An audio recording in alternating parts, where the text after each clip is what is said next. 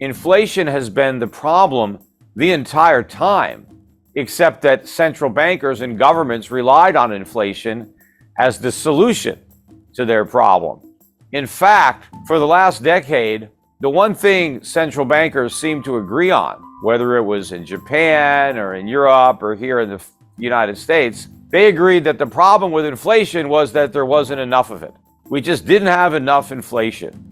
Prices were rising too slowly, and that was a problem that the central banks were determined to solve. They were going to do whatever it took to increase the inflation rate up to 2% per year, because 2% was what they claimed was the holy grail of inflation, that inflation must be 2%, prices must go up by 2% every year, and if they don't, well, this is a huge problem, and the central banks need to solve this problem with radical monetary policies. Even if it meant negative interest rates, they would do that in order to make sure that the cost of living went up by 2% per year. Now, to average people, this would sound absurd. Why does the cost of living have to go up by 2% a year? And if it only goes up by 1% a year, why is that a problem? Why does it need to go up faster than that? Most people would rather the cost of living go down. If food got cheaper, people would like that. If their rent went down, everybody would love that. If your landlord said, hey, we've decided to cut your rent this year, nobody would object to that. What if, you go to the gas station and the prices are lower? Good news. What if college tuitions went down? What if medical bills, instead of going up, what if they went down, right? Everybody would love that. Everybody likes it when the things that they want to buy, the things that they need to buy, become more affordable. So why was it a problem for the central banks that the stuff we needed to buy wasn't going up in price fast enough and it needed to rise faster? And first of all, where did they get this 2% figure? Why is 2% so great? Why not 1.5%? What's wrong with that? Or 2.5%? I mean, why is 2.5% too high and 1.5% too low? Why is 2% just right? And the answer is, it's not. 2% is not better than 1%. It's worse.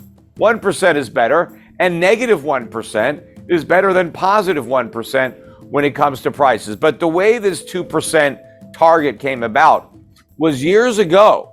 Many central banks began implementing 2% inflation as a ceiling.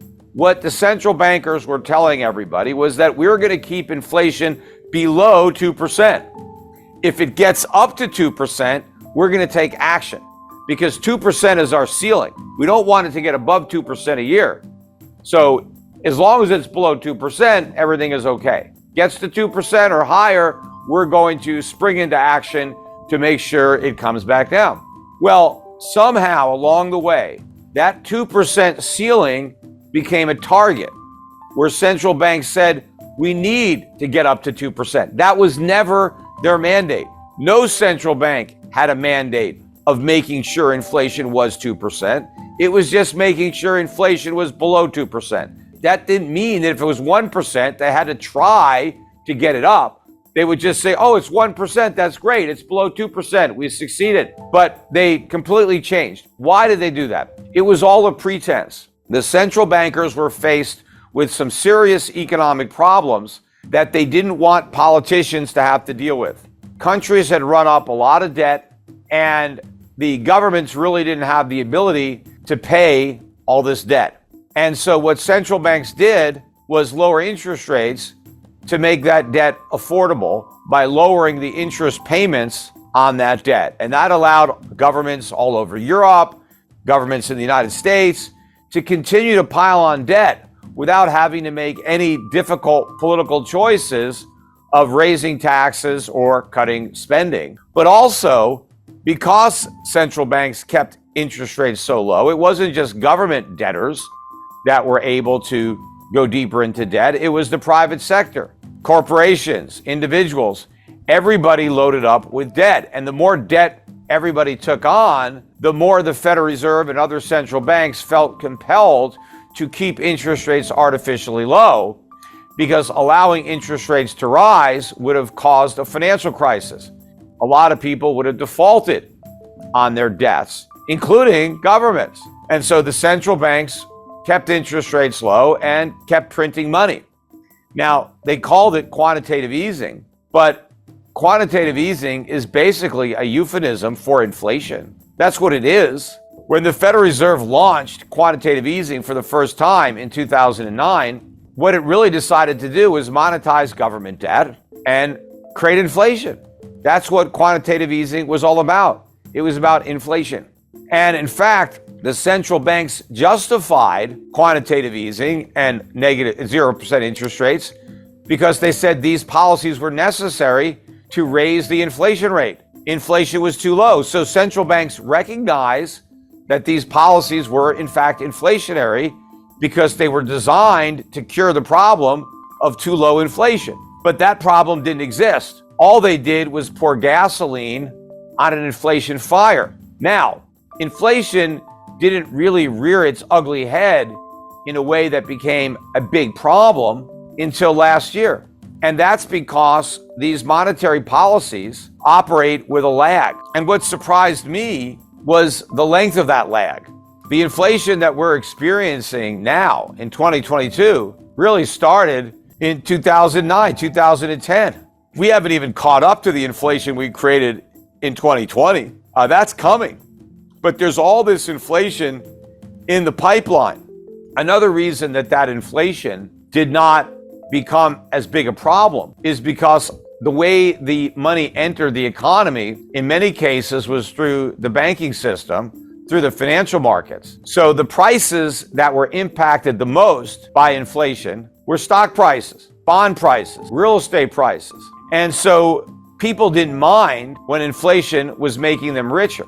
In fact, people like that. Politicians like that. Everybody likes a bull market.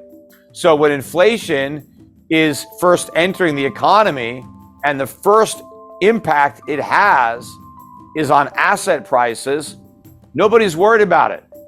And so the central bankers kept creating it. The other factor that was important was the fraudulent way that governments measure inflation, particularly here in the United States. I'm more familiar with our CPI, but I think other CPIs in other countries are similarly flawed by design. The increase in consumer prices, the way it's officially measured, is not nearly as great as what is actually experienced by consumers when they're buying goods and services. So if you have an official measure of inflation that says prices are going up by 1.5% a year, it's possible they're going up by 4 or 5% a year in reality. And so when the government says, hey, we don't have enough inflation, we got to get that 1.5% inflation up to 2%, what they're actually doing is getting that 5 or 6% inflation rate up to 10%. Now, where we are today, you've got nations all around the world reporting official inflation rates at 8%, 9%, 10% or more, which means the unofficial actual rate of inflation is probably somewhere between 50 and 20%. So inflation is an enormous problem all over the United States. Look, I just got the other day my new premium for my homeowner's insurance policy for my house I have in Connecticut, and it was a 38% increase over the prior year. I mean, that dwarfs what the government says inflation is. And the reason my insurance premiums went up so much is because they said the cost of replacing the house, if it burns down, has gone up so much. Because of the increase in raw materials and labor costs, it's going to cost 38% more to rebuild my house than it would have cost to rebuild the same house a year ago. That's what's going on in reality. And I've experienced in my personal life, and so have so many other people that email me, price increases that dwarf what the government claims is the increase.